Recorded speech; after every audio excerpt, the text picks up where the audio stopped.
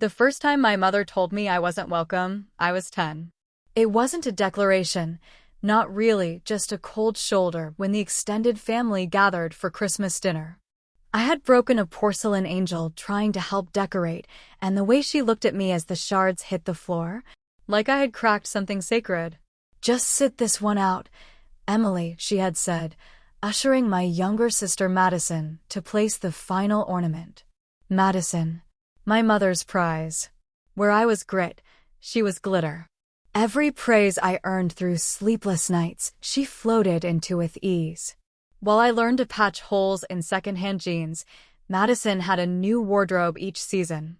"Emily's practical," my mother would explain, like I was a screwdriver pulled from a drawer, useful but never cherished. By 28, I had taught myself not to flinch at their favoritism. I had graduated, gotten a steady job, started saving. I never expected applause. I only wanted neutrality, the quiet kind of peace that didn't sting. Then I met Daniel. He wasn't grand like the men they wanted for Madison, no legacy name, no trust fund. But he saw me. In a room full of noise, he could read my silence. He loved the stories behind my thrift store furniture, not to spite but because of them. We talked for hours about places we'd never seen, about the small things we'd do once we could. He proposed with a simple ring and trembling hands, promising no castles, only a life built from truth. I didn't rush to tell my mother. Part of me wanted to protect that joy a little longer. But eventually, family had to be informed. It was my aunt who suggested a small celebration. "Family only," she said. "Let them feel included." So I reached out. And that's when the unraveling began. First came the comment about the venue. "Too quaint," my mother sniffed. "You're not exactly giving royalty vibes, Emily." Then the issue of the guest list. I had asked to keep it intimate, just immediate family and a few close friends. Apparently, that was offensive. "It's selfish," my mother said, arms folded across her chest. "Your sister has friends who expect to come. What kind of bride excludes her own cousin's piano teacher?" And finally, the call. "We've all decided, you're not invited to the wedding," she said. Her voice smooth with self-righteousness, like this exclusion was a punishment I had earned. I paused. Good to know. Then I ended the call, opened my banking app, and transferred the $15,000 I had set aside for the family honeymoon trip back into my personal account. That money had been saved slowly, month by month, skipping luxuries, choosing generics, turning down outings. And I canceled the tickets I had booked for her and Madison, their first-class seats to Florence, the custom itinerary I had agonized over, the private villa they had insisted on for pictures. In the quiet after, I expected anger or sorrow to arrive. Instead, I felt relief. They had drawn a line. And this time, I didn't try to erase it. By morning, my phone glowed with 39 missed calls. Most from my mother. A few from Madison. One from my father, who usually watched the family drama like a man behind soundproof glass. And one message from Madison. Just 5 words. "The trip is canceled. Please call." Something in those words, canceled and please, sitting awkwardly beside each other, made me smile. Not out of spite, but because I knew at last the balance had shifted. They had always assumed I needed them, but they had never asked what would happen if I walked away. I didn't call her back. Instead, I let the message sit in my notifications like a museum artifact. An exhibit of the rare moment Madison had to ask for something rather than receive it freely. I imagined her thumb hovering over the send button, pride cracking like thin ice beneath her touch. I imagined my mother standing behind her, still unwilling to say the words herself. The calls slowed by afternoon, but never fully stopped. They dripped into my voicemail box, tense, clipped, performative. "We didn't mean it like that. It was just a misunderstanding. Come home, Emily. We need to talk." But I had heard enough growing up. I knew their brand of talk. It always started with revisionist history and ended with blame placed squarely in my lap. They'd say I was too sensitive, too stubborn, too unwilling to forgive. but forgiveness had nothing to do with this. This was recognition. By midweek, the family group chat, which I had muted years ago, lit up like a holiday tree. My cousin Claire chimed in, "Just heard what happened," wishing everyone peace. Followed by her sisters, "Can we not bring drama into the wedding season, please?" No one addressed me directly. I was the storm they discussed, but never braved. Safer to complain about the thunder than to acknowledge the sky had finally cracked open. Daniel, for his part, said little. He knew how to hold space for silence in a way my family never had. He poured me coffee each morning and let me take long walks without asking where I was going. He waited for me to speak on my own terms. On the fourth night, I did. "They didn't want me at my own wedding," I said quietly. Daniel looked up from his book, his eyes calm and steady. "Then it's not your wedding, not anymore." The truth settled between us. There was no recovering the version of the day I had once planned. But maybe that wasn't a loss. Maybe it was a beginning. That night, I reopened our wedding spreadsheet and deleted everything tied to them. Gone were the florist recommended by my aunt, the catering tasting arranged by my mother, the designer my sister had insisted I consult. In their place, I scribbled something simple: sunlight, sandals, vows spoken near water. I didn't want chandeliers or guest lists that doubled as social currency. I wanted laughter, quiet joy, and the kind of peace I had only ever glimpsed in stolen moments. We booked a seaside cabin in Mendocino and told just 6 people. Real friends. People who knew how to love without ceremony. Meanwhile, my mother sent one final message: "We need to discuss financial arrangements.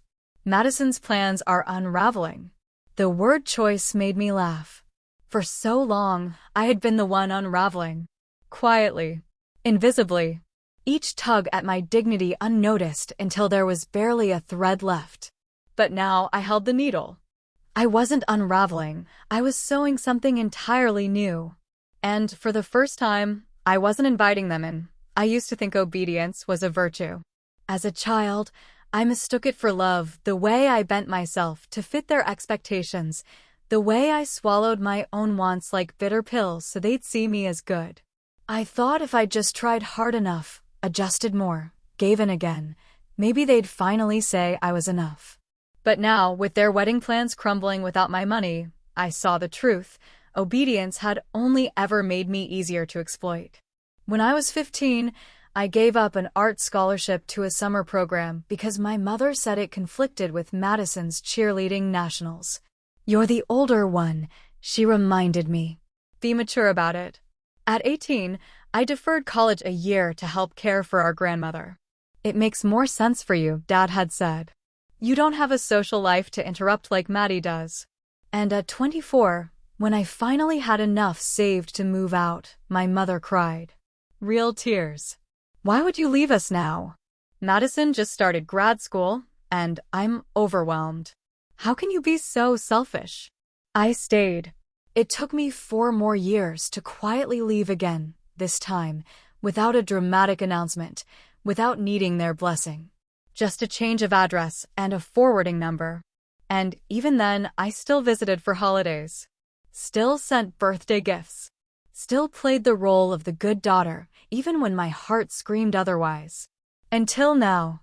Now, the illusion had shattered. Madison had counted on that $15,000 the way she had always counted on me. For surprise spa days. For emergency wardrobe changes. For bailing her out of another bad credit decision. The tickets I canceled weren't just for leisure, they were a leash. And she'd grown used to tugging on it. What they hadn't expected was that I'd stop bending. Not angrily. Not loudly. Just stop. A week after the canceled trip, Daniel and I mailed our new wedding invitations. Minimalist cards, handwritten names, a short note. "Join us by the sea as we begin again." No RSVP cards. No registry. No links to a dress code guide. It was more of a whisper than a shout. The 6 people we invited responded within hours. Tears in their replies, joy in their voices. "I've never seen you so radiant," my friend Nora said over the phone. "It's like your light finally has room to stretch." Back in the family group chat, chaos had fermented into bitterness. Claire posted a photo of Madison looking pale and flustered, captioned, "Bridal boutique fail. Can someone help?" Another cousin replied with, "She needs a miracle, not a tailor." I stayed silent. Every so often, a message from my father would arrive, stiff and formal. "Emily, let's not let one disagreement derail everything. You're still our daughter." But I couldn't unknow what I now knew. That I had been their fallback. Their ATM with a heartbeat. The sensible one who could always be counted on to clean the mess they made. Not anymore. That Sunday, Daniel and I walked the coastal trail near our cabin, waves crashing rhythmically below. I breathed in the salt air and felt something uncoil inside me, a knot that had lived at the base of my spine for years. "I think I'm finally grieving them," I said, my voice nearly lost to the wind. Daniel didn't ask who I meant. He just took my hand. And for the first time in my life, I realized I was allowed to write a story where I wasn't the side character in someone else's triumph. I was the main thread now. There's a particular kind of grief that comes not from loss, but from realization. The kind that whispers they never loved you the way you thought they did.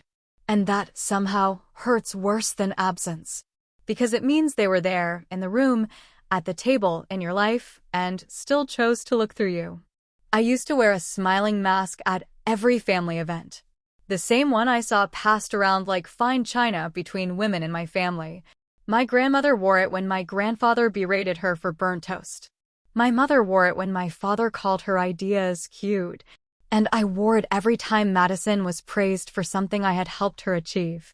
When she won the school's art award in 7th grade, it was my sketches she had copied.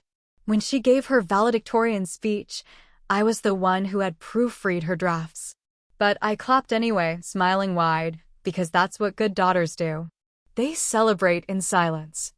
I didn't wear that mask anymore. And I think that's what truly unsettled them. The week after our seaside invitations went out, my mother left a voicemail. "You're overreacting. Families argue. It was one conversation, Emily. We all say things we don't mean." But they had meant it. I could hear it in her tone that day, the calm cruelty of someone who believed they'd never face consequences. Her smirk had said everything her words didn't. I wasn't just uninvited, I was dismissed. And yet now, with their plans falling apart, she wanted to pretend it never happened. A week passed, then another. Then came a package, shipped express, no return address, but the handwriting was unmistakable. Inside was a box of silverware from our family's heirloom collection, each piece wrapped in velvet. At the bottom was a note and signed, "For your new table. May it seat only those who bring peace." I stared at it for a long time. I hadn't been given anything from the family estate before. Madison had inherited the jewelry, the photo albums, the pearls passed down from our great-grandmother. All I had were memories, most of them blurred with bitterness. The silverware wasn't an apology. It was a gesture, a breadcrumb trail leading back to obligation. They thought I might see it and feel nostalgia. That I might remember our long Sunday dinners, my mother's roast chicken, the clink of dishes and soft jazz playing from the kitchen radio. But what I remembered most wasn't the food. It was the ache of pretending. Pretending I was full when I was starving, for approval, for belonging, for a sliver of the attention Madison received without trying.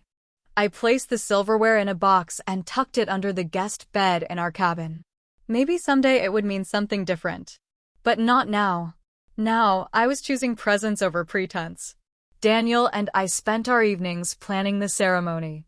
Not the performance, but the moment. The vows. The silence before I do.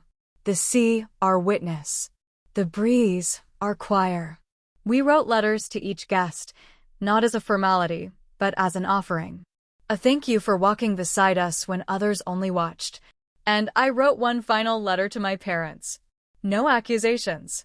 No pleas. Just truth.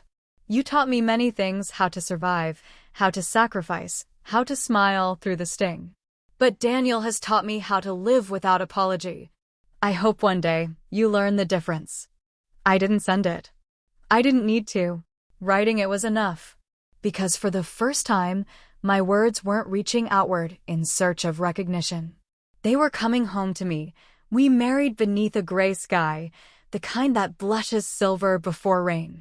It wasn't the wedding I had dreamed of as a girl, not the ballroom, not the string quartet, not the lace-draped reception line with champagne fountains. It was better. It was honest. We stood on the cliffs of Mendocino, waves crashing against jagged rock, our breath visible in the morning chill.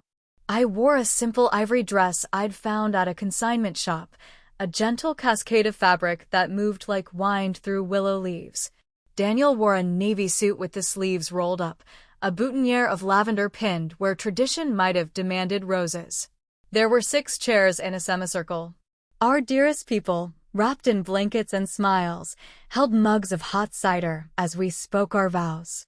No aisle, no altar, just earth and ocean and a kind of quiet that reverberates in the soul. I promise to never shrink you, Daniel said, voice steady.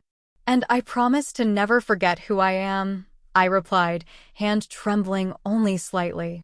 He slipped a ring on my finger. A thin band, forged from gold, melted down from an old necklace I used to wear when I still thought love meant becoming small enough to fit into someone else's dream. We kissed. The guests clapped. The wind howled a little louder, as if adding its own applause. That night, we cooked our own wedding dinner, grilled vegetables, rosemary chicken, and a pie we'd bought from the farmer's market. We sat at a wooden table, 2 candles flickering between us, laughter echoing from the others gathered nearby. It wasn't grand. It wasn't curated. But it was real. Later, I watched Daniel dance barefoot in the sand with our friend Nora's toddler balanced on his hip. He spun in slow, silly circles, both of them laughing with reckless joy. And something cracked open in my chest, something soft and wild and long dormant.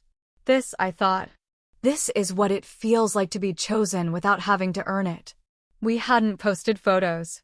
We hadn't streamed the ceremony. But by morning, news had trickled back through the invisible channels that families use, the gossip grapevine of old cousins and persistent aunts. Someone had spotted our officiant's Instagram story. A blurry frame of me, wind in my hair, holding Daniel's hands. The messages returned. My mother's. So you went through with it. Without us. Without your sister? Madison's. I hope you're happy. No one understands what you've done to this family. Even my father, normally the passive observer, sent one. This could have been handled better, Emily. You made your mother cry. But none of them asked if I was happy. None of them asked what it had taken to choose this path. And none of them asked what it felt like to finally breathe without waiting for permission. So I let the messages rot unread. I let the guilt they tried to plant die in soil no longer fertile for shame.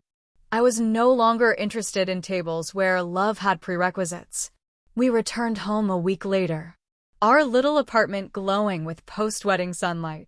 No parade of gifts. No cards stuffed with money. But our mailbox held one envelope, thick, cream-colored, familiar handwriting. I opened it, heart steady. Inside was a note, and signed, but unmistakable. There's still time to fix this. Don't let pride ruin what's left. I tucked it into a drawer beside the silverware I hadn't touched. Some things I had learned weren't mine to fix. The letter stayed in the drawer, tucked between the silverware and an old birthday card I hadn't had the heart to throw away. I didn't read it again. I didn't need to. Their message was always the same, whether wrapped in gilt or silk. Return to the fold. Play your part. Be grateful for the seat you've been given. But I had built a new table. One that didn't require a performance to be fed. The days after our wedding felt like stepping into warm sunlight after a long winter. Daniel and I shared morning coffee in silence that didn't ache. I rearranged our bookshelves, framed photos from our trip, planted lavender on the windowsill. Simple things. Sacred because they were ours. And yet, grief is a patient thing. It waits, not to ambush, but to be acknowledged. It arrived one night in the form of a dream, my mother brushing my hair at the vanity, her touch gentle, her reflection unreadable. I woke up with tears on my pillow and a question lodged in my throat. Did she ever love me in the way I needed? There are no easy answers for that kind of longing. I knew she loved the idea of me, the good daughter, the reliable one, the silent helper. But the real me? The one with boundaries, opinions, and a refusal to be complicit in my own dismissal? That version had always unsettled her. A few days later, the doorbell rang. Daniel opened it, and I heard the shift in his voice. Careful, protective. "Emily," he said, "it's your sister." I didn't move right away. The last time I saw Madison in person, she had been wearing a bridal robe embroidered with Mrs. Andrews-to-be, sipping mimosas while berating a florist over the phone. Now she stood in my doorway in jeans and a too-thin sweater, mascara smudged, eyes rimmed with red. "I just need 5 minutes," she said. I nodded. She didn't step inside, just stood there on the welcome mat like a child who had run too far from home. Her voice was thin, brittle. "The wedding's off." I blinked. "I'm sorry." She laughed, a hollow sound. "You don't have to pretend. You probably think I deserve it." I didn't answer. There were too many truths between us to choose from. She looked away. "After you canceled the tickets, everything unraveled. Mom tried to fix it, but I guess even her power has limits. Ryan left last week. Said he didn't sign up for all this." By this, she meant the circus. The entitled demands. The sense of inevitability that comes from a life built on being chosen without having to earn it. I exhaled, long and slow. "Why are you here, Maddie?" Her eyes finally met mine. "Because I don't know who I am without all of it. And you seem like you do." It was the first honest thing she'd said to me in years. She didn't apologize. Not directly. But I saw the apology in her posture, in the way her shoulders curved inward, in the tremble she tried to hide. "I can't fix what's broken between us," I said gently. "But I won't pretend it didn't happen." She nodded, and for a moment we were just two women, stripped of our family roles, standing on either side of a threshold neither knew how to cross. She left without asking to come in. And I closed the door with a strange ache in my chest, not regret, but a quiet kind of hope. The fragile, flickering kind that maybe, one day, we'd speak again. Not as rivals. Not as daughters fighting for a mother's gaze. But as women who had finally stepped out of the shadows. After Madison left, I stood at the window long after her car disappeared down the block. The street outside was calm, bathed in the amber hush of late afternoon. A child zipped by on a scooter. Somewhere, a dog barked once, then fell silent. Life had a way of moving forward, even when your soul still lingered in old arguments. Daniel didn't ask what she said. He didn't need to. He handed me a cup of tea and kissed the crown of my head as I curled into the couch. We sat together, side by side, as the sky shifted from gold to violet. I watched the light fade and thought about the inheritance of silence in our family, how we all learned, early, that it was easier to endure than to confront, to keep the peace by swallowing the storm. But silence had never truly saved us. It had only buried us in unspoken resentment, in invisible bruises. The next day, I took out the wedding box, the one I hadn't touched since we returned from Mendocino. Inside were leftover invitations, a dried sprig of lavender, and the handwritten vows I had never read aloud. Not because I changed my mind, but because in the moment, I had chosen to speak from the heart instead. Now I unfolded the paper and read the words I had once feared wouldn't be enough. I promised to no longer shrink myself to fit the frame others build for me. I promised to love without performance, to speak with tenderness and truth, to build a home where silence is chosen, not enforced. I promised to remember that I am not hard to love, I was just asking it from the wrong places. I tucked the paper back into the box and felt something settle in me. Later that week, I visited a local community center and signed up to teach a weekend class, writing through family wounds. I'd always loved words. They had been my shelter, my witness, my rebellion. Now, they could be a bridge for others, too. 10 women joined that first session. They came with stories in their eyes, voices hesitant at first. But slowly, we unraveled together, through poetry, through essays, through letters never sent. One woman, Clara, wrote, "My mother didn't hit me with her hands. She hit me with her silences, with her absence in the moments I most needed to be seen." Another, Julia, wrote, "I kept giving and giving until there was nothing left. Then they asked why I was so bitter." We read our words aloud, not for approval, but for release. And in that room, something began to bloom. Not healing in the neat, final sense, but connection, witnessing, a reminder that we were not alone in the ache. After the final class, Clara hugged me. "Thank you," she whispered. "You helped me write a goodbye that finally stuck." That night, I added something new to the drawer with the silverware and letters. A list of names of women who had found their voices, who had rewritten their endings. Not because I had saved them, but because I had simply gone first. Because sometimes, the most radical thing we can do is step out of the role we were assigned and begin to write our own lines. Fall crept in slowly that year, each leaf turning with deliberation. I found myself drawn to the quiet spaces, the in-between hours when the world softened, when dusk turned sidewalks amber and the air held the faint smell of wood smoke. It was during one of those evenings that I returned to the attic of my childhood home, not physically, but in memory. There were boxes I'd never had the chance to open. Not literal ones, but the kind that lived deep in the soul, filled with moments I'd packed away to survive. Like the night of my 16th birthday. I had spent weeks planning a small gathering with friends, handmade invitations, and thrifted decorations. The morning of the party, Madison came down with a cold, barely a sniffle, really, and my mother canceled the whole thing. "She needs quiet," she said, her voice brisk, already rescheduling appointments and returning balloons. Or the time I'd won the regional poetry contest. My first real publication.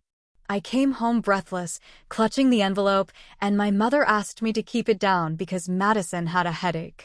So I learned not to share too loudly, not to hope too brightly. I carried those moments like stones in my pocket. Now, as a woman nearly 30, I was beginning to lay them down. That month, Daniel and I decided to visit his parents for the holidays. They lived in Vermont, in a cozy house tucked into a slope of pine trees. His mother, a retired teacher, greeted me with warm hands and soft sweaters. His father, a gentle man with a fondness for crossword puzzles, taught me how to make sourdough bread. There was no performance required there. No careful code switching between who I was and who they expected me to be. One evening, while sipping mulled wine by the fireplace, his mother asked, "What was your family like?" I hesitated, not because I didn't know the answer, but because I wasn't sure which version she wanted. "The kind that loves with conditions," I said finally. She nodded, eyes kind. That's a hard legacy to unlearn. And there it was. Recognition. Not pity. Not the urge to fix or dismiss. Just the quiet knowing of another woman who had had to rewrite her own origin story. When we returned home, there was a postcard in the mail. From Madison. It was simple. A photo of the ocean. A few lines scribbled on the back. "Still trying to find myself. Thought of you when I saw the sky. Hope you're okay." No return address. No request for forgiveness. Just a thread, frail, uncertain, but there. I placed it beside my wedding vows and the names of the women from my class. The drawer was growing full not with grievances, but with evidence. Of survival. Of strength. Of stories reclaimed. Later that night, Daniel asked if I wanted to start a garden in the spring. I looked at our small backyard, at the frost curling across the grass. "Yes," I said. "Let's plant things that don't ask us to shrink." And we did. We planted lavender and rosemary and tomatoes that burst with flavor. We planted marigolds for protection and daisies for innocence. We planted hope, one seed at a time. Because what remains after the fall must learn how to bloom again, I started writing again. Not for work, not for workshops, but for me. They weren't polished essays or sweeping declarations. Just scribbled truths on yellow legal pads, tucked into corners of our home like offerings. I wrote in the early morning hours, before the world stirred, when my thoughts still smelled like dreams. Most of them began with "Dear Mother." It wasn't that I needed her to read them. I knew she wouldn't. Even if I sent them, they'd likely be discarded. Too raw, too accusatory, too honest. But I wrote anyway. "Dear Mother, you never learned how to hold me when I was crying, only how to hush me. You taught me that love was earned by compliance, that silence was rewarded, and that my voice was too much. You taught me well, but I've begun unlearning." Another. "Dear Mother, when you told me I wasn't invited, I thought I would break. But I didn't. I bloomed in the silence you left behind." Each letter was a wound stitched shut with ink. Sometimes I wrote to Madison. "Dear Maddie, do you remember the treehouse? How we used to escape up there with books and flashlights? Before everything became about comparison, before our mother measured worth in applause? I miss that version of us. I didn't send these either, but I no longer needed to. Writing them was enough. Naming the pain gave it shape, and giving it shape meant I could set it down. One Saturday morning, as I was organizing the drawer that had become my small sanctuary, Daniel stood beside me, holding 2 mugs of coffee. "You know," he said gently, "there's power in what you're doing. Not just for you." I looked up. "I mean," he continued, "you've lived through something most people spend their lives avoiding: disappointment in the ones who raised you. But you didn't let it rot you. You turned it into something." "Into what?" He smiled. "Into light." That day, I posted a piece of one letter on a small blog I'd started years ago but rarely used. No names. Just the truth. I didn't expect anyone to read it, but within a week, there were dozens of comments. "This is my story too. Thank you for putting into words what I couldn't say out loud." I thought I was alone, and I realized something I had always suspected but never quite believed. Pain can become a bridge. Not one that leads back to those who hurt us, but one that leads outward, toward those still struggling in silence. Toward the women folding their hurt into corners of their journals, still wondering if they're allowed to be angry, allowed to leave, allowed to live full lives without permission. I began sharing more. Not to become a guru, not to seek validation, but to keep that bridge intact. For them. For the version of myself who once needed it. Because healing doesn't always happen in confrontation. Sometimes it happens quietly, in the margins. In the letters never sent. In the life rebuilt, brick by tender brick. Winter arrived softly that year, like a long exhale. Snow fell in the early hours, quiet and relentless. Daniel and I watched from our window, coffee in hand, the world outside wrapped in stillness. There's a peculiar kind of peace in snow, how it makes everything look clean, as if pain can be powdered over into something poetic. But I had learned, even buried wounds still remember the shape of the blade. That season, we planted nothing in the earth, but much in the soul. I finished compiling my letters, organizing them into a loose manuscript. I gave it a name that had once made me flinch, The Uninvited Daughter. Not for drama, but because it was true. Not just in the literal sense, but in the emotional one, how I had been left out of my own family's story, page after gilded page. The women from my writing group offered to help edit. Nora, ever my fierce champion, suggested we pitch it to small publishers. I hesitated at first, who would want to read this? But the comments on my blog continued, a slow tide of solidarity. And so we submitted. In the stillness between responses, I kept writing, kept breathing. One morning, a package arrived. No sender listed. I almost didn't open it. Inside was a baby blanket. Yellow and white, hand-knit, with a card. "You always took care of everyone else. I thought maybe, just this once, I could prepare something for you. Madison." There was no explanation. No apology. Just that single act of quiet hope. I held the blanket in my lap for a long time. Daniel and I hadn't spoken much about children. Not seriously. But seeing that blanket, a symbol of nurture, of future, I felt something stir. Not urgency, not decision, just possibility. That night, I told Daniel. We didn't make plans. We just opened the door a little wider. Winter deepened. The world shrank into candlelight and soft music, soup simmering on the stove. We read books by the fire. We wrote poems on scraps of napkin. We kissed with the kind of slowness reserved for people who know the taste of loss. And then came the email. Subject line, "We'd like to publish your story." I read it 3 times before I believed it. Daniel wrapped me in a hug so tight I thought I might dissolve. I laughed into his shoulder, then cried. Not because I wanted the world to know what happened, but because I had spent so long wondering if my story mattered. It did. And not because of who it hurt or shamed, but because of who it might help. I called Nora, then Clara, then Julia. We planned a small book launch. Intimate, reflective, a celebration not of perfection, but of truth. That night, I added something to the drawer. A small photograph of the snow-covered garden. Beneath it, I wrote in pen, "Let this be the year I stop surviving and start rooting." Because some stories grow best in the cold, the launch was held in a small independent bookstore tucked between a bakery and a florist. The kind of place where the air smells like lavender and old pages. Where people come not to be seen, but to be heard. I wore a navy dress, simple, soft, and mine. No one dictated it. No one approved it. I wore it because it felt like me.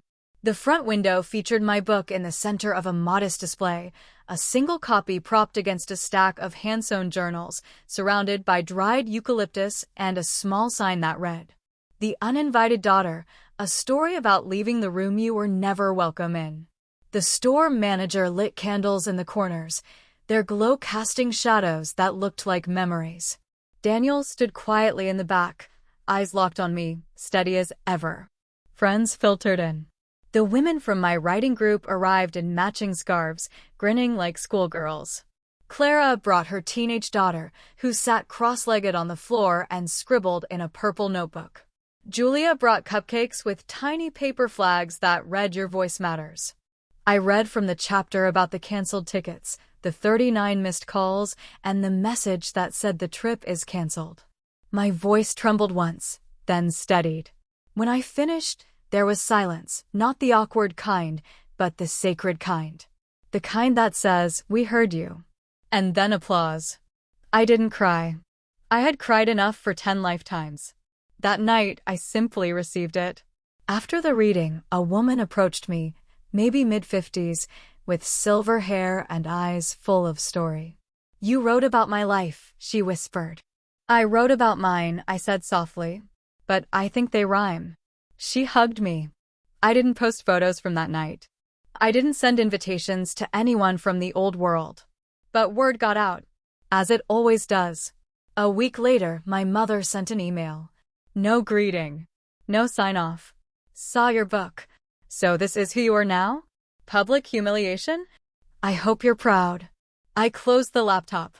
Yes, I was. A few days later, a stranger left a note at the bookstore. "I haven't spoken to my family in 10 years. Your words reminded me I'm not broken, just brave." I carried that note in my wallet like a compass. Because I no longer needed validation from those who couldn't see me. I had found it in rooms with paper hearts and warm light. In the eyes of strangers who became sisters. In my own reflection, finally unflinching. Later that month, Daniel framed the book's first review, a small write-up in a local literary magazine. He hung it in the hallway with a tiny plaque underneath. She wrote her way home. That spring, we finally planted the garden. It bloomed faster than I expected. So did I. Spring brought color in cautious steps. First the crocuses, shy and violet, peeking through frost-bitten soil. Then tulips in scandalous red, like confessions. And finally, the wild joy of daisies, sprouting with the kind of reckless abandon I used to envy in other women. I spent mornings with dirt under my fingernails, afternoons editing the second print of the book, and evenings sipping tea with Daniel on the back porch. We talked about small things. or nothing, which, with him, always felt like everything. And then came the letter. This time, not from my mother.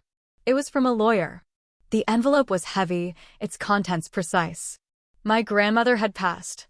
I hadn't known she was ill.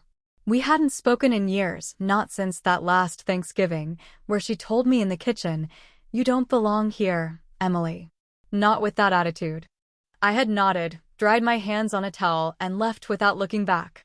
But she had left something for me. A journal. Leather-bound, brittle at the edges. Inside, in neat cursive.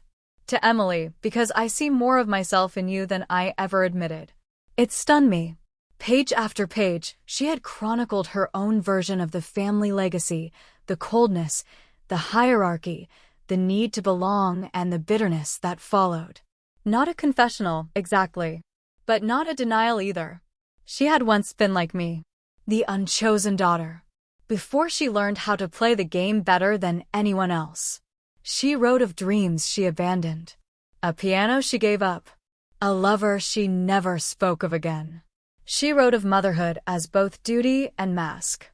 "We don't know how to love gently in this family," one line read. "Only how to claim."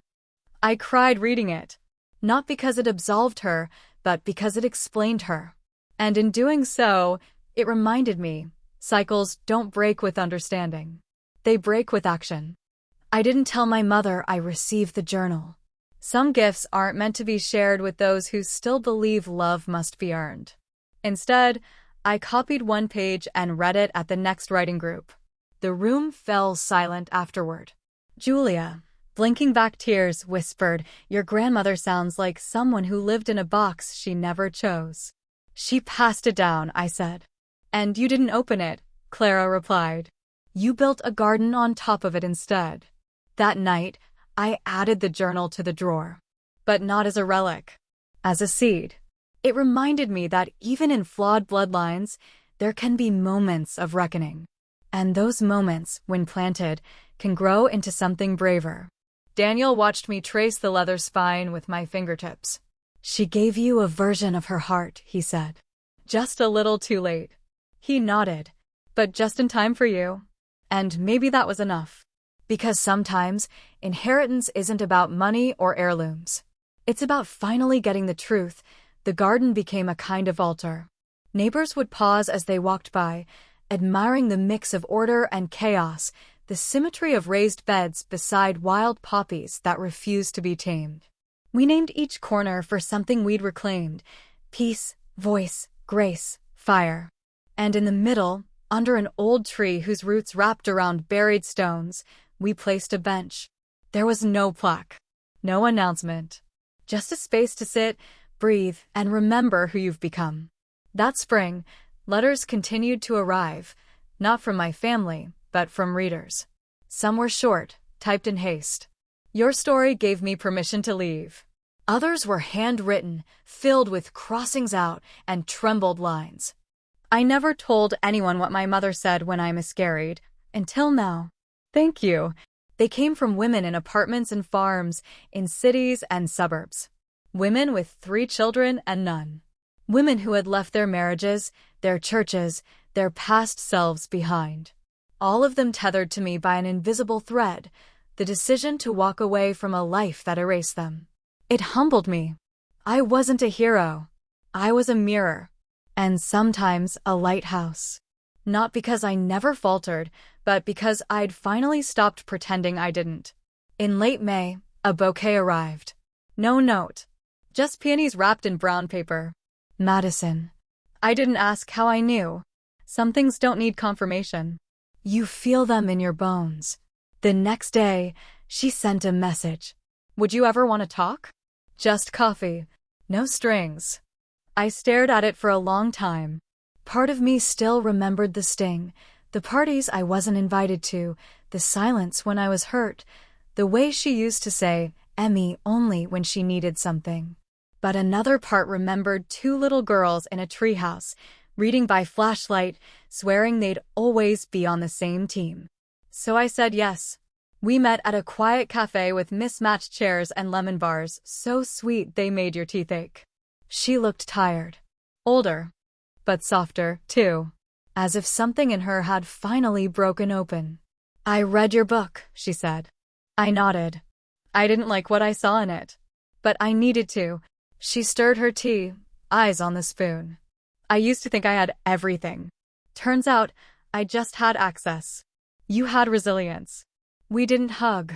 We didn't cry. We just sat there, two women sorting through the rubble of a childhood that had been beautiful and brutal in equal measure." "I don't expect forgiveness," she added quietly. "Good," I said. "Because I'm not offering it."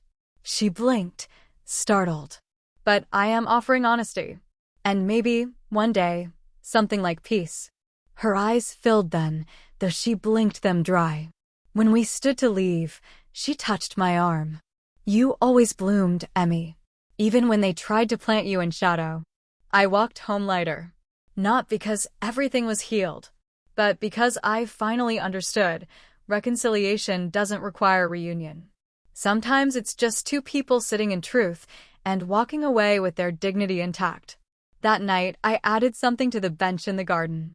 A tiny painted stone that simply said, "Still blooming." Summer arrived like an apology, late, warm, and gentle. The garden flourished. Tomatoes blushed against the vine, bees danced lazily over lavender, and sun filtered through the maple like a golden confession. Life felt suspended in a kind of earned stillness. Not the hush of avoidance, but the kind that comes when you've survived the storm and built a home from the driftwood.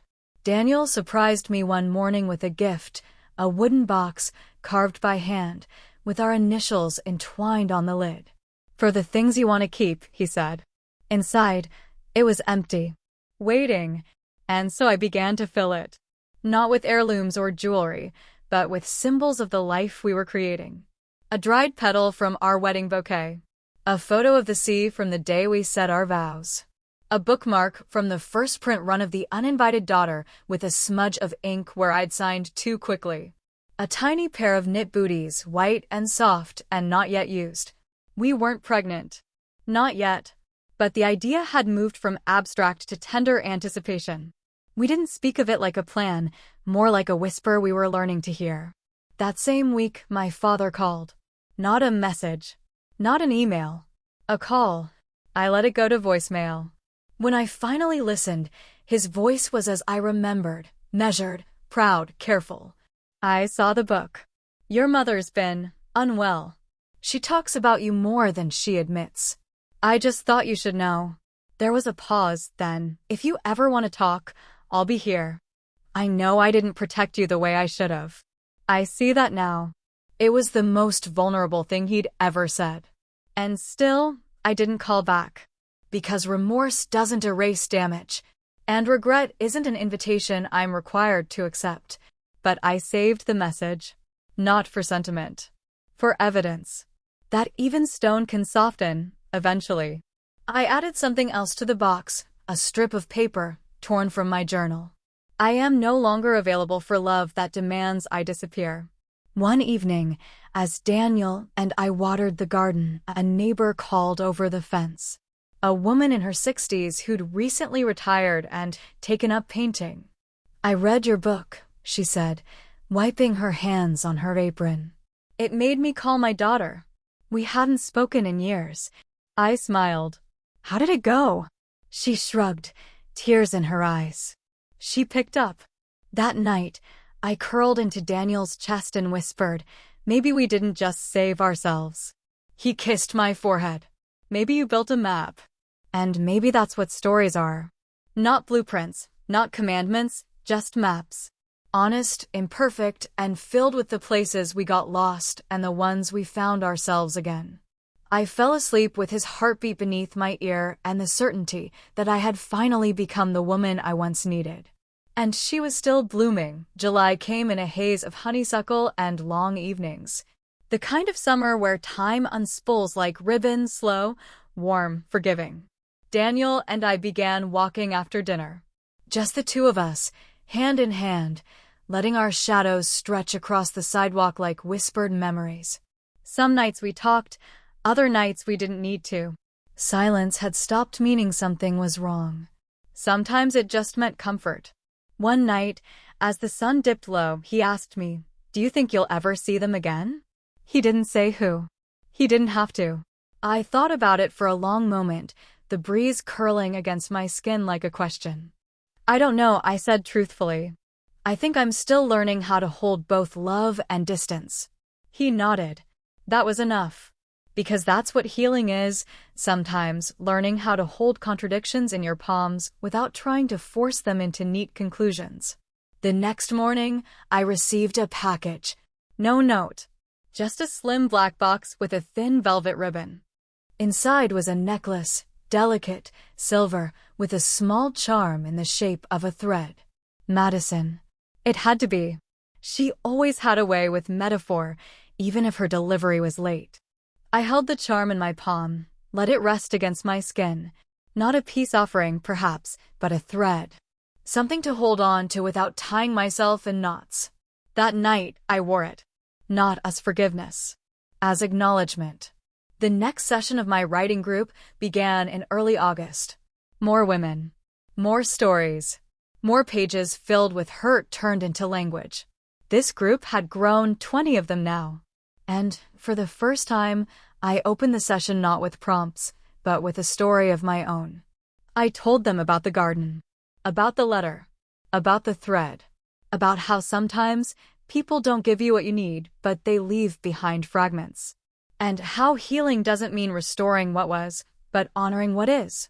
Clara raised her hand, eyes shimmering. "Do you think healing ever finishes?" "No," I said. "But I think it softens.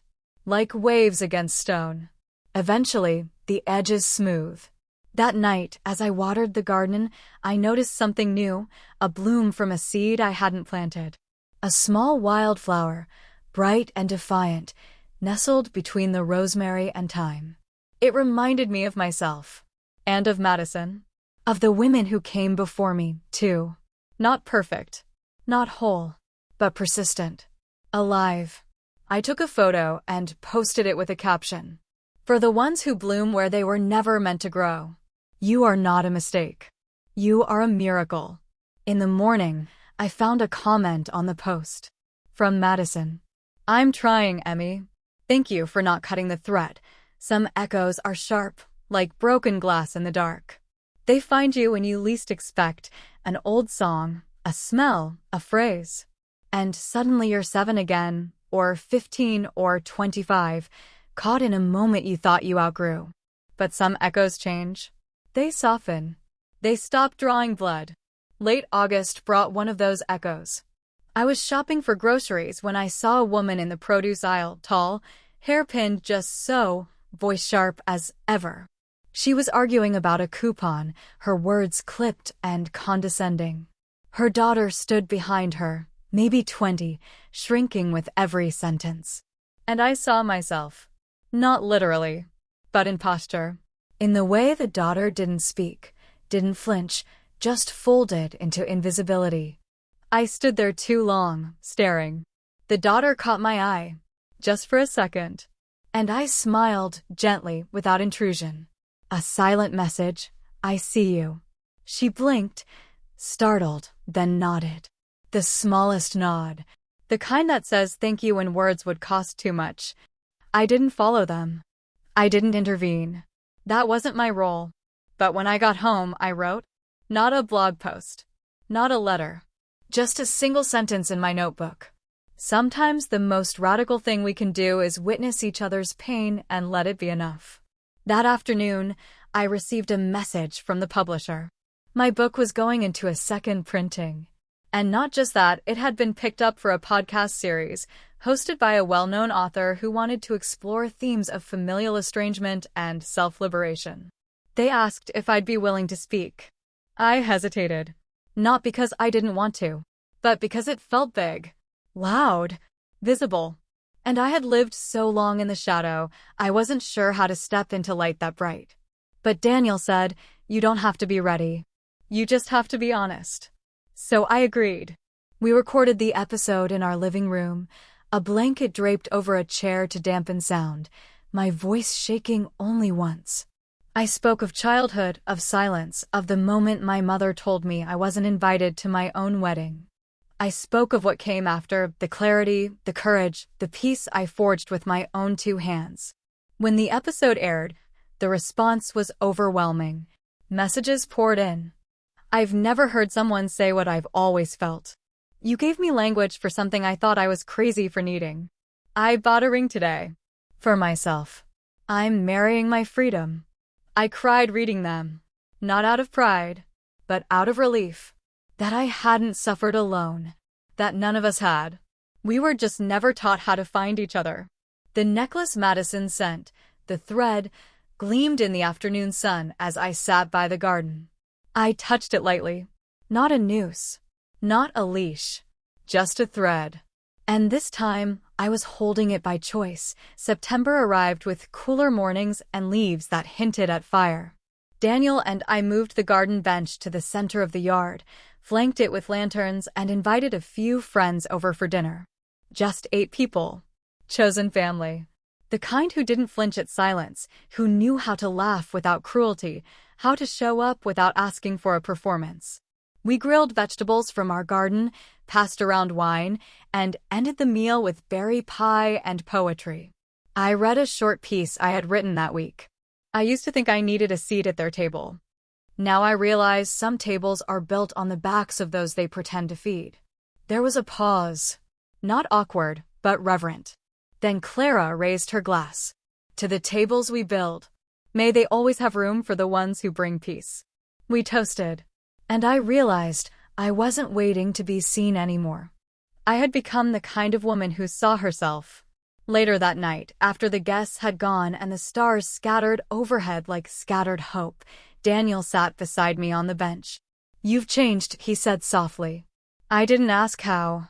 I already knew. I feel whole, I whispered. Not because they healed me, but because I stopped handing them the knife. He didn't respond. He just took my hand. We sat there, wrapped in warmth, the garden a soft hum around us. The next morning, a letter arrived. From Madison. Dear Emily, I'm learning. Slowly. I've started therapy. I told Mom I can't keep performing just to keep her calm. It didn't go well, but I didn't back down. Your book gave me more than you'll ever know. Not just shame, but understanding. I saw myself, too. The version I never wanted to admit I became. I know we may never be close, but I want you to know I'm rooting for you. For all of us who left, who stayed, who straddled the fence too long. Love. Maddie. I read it 3 times. I didn't cry. I just folded it gently and placed it in the wooden box Daniel gave me. Not because I needed to hold on to it, but because it belonged among the pieces of my new life, the proof that even broken things can reach for the sun. That evening, I lit a candle in the garden. Not for grief, but for grace. Because some stories don't end with apologies or reunions. Some end in sovereignty, in reclaimed joy, in the quiet miracle of being exactly who you needed all along. And that is enough.